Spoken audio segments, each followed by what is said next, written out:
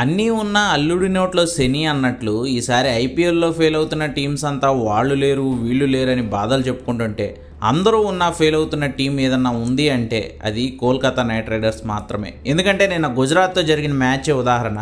వాళ్లకు 9వ స్థానంలో బ్యాటింగ్ చేయడానికి కూడా స్పెషలిస్ట్ బ్యాటర్సే ఉన్నారు. రఘువంశీ అండ్ రింకు సింగ్ ఆడారు. ఆ స్థాయిలో ఆల్రౌండర్లు పించ్ హిట్టర్లతో నిండిపోయింది కోల్కతా నైట్ రైడర్స్.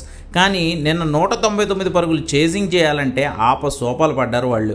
రహానేని మినహాయించి మిగిలిన బ్యాటర్లంతా జీటీ బౌలర్లు వేసే స్లో బంతులకు ఊగిపోతూ క్యాచ్లు ఇచ్చుకోవడమో లేదు వికెట్లు సమర్పించుకోవడమో అంతే.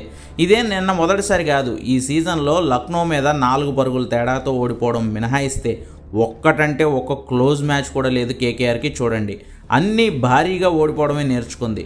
ఓపెనర్ సునీల్ నారాయణ దగ్గర మొదలుపెట్టి చివరాఖరు వచ్చే ఆండ్రూ రసెల్ వరకు అందరూ ఒంటి చేత్తో మ్యాచ్ స్వరూపాన్ని మార్చేసే వాళ్ళైనా సరే ఈ సీజన్లో కేకేఆర్ ఆడుతున్న ఆటతో కనీసం 111 పరుగులు చేసే పరిస్థితులు కూడా కనిపించడం లేదు. మ్యాచ్ విన్ అవ్వాలన్న కసి కూడా కానరావడం లేదు. గంభీర్ మెంటార్గా ఉన్నప్పుడు గతేడాది ఉత్సాహం ఉరకలెత్తిన ఈ జట్టే ఇప్పుడు ఊసురోమంటోంది.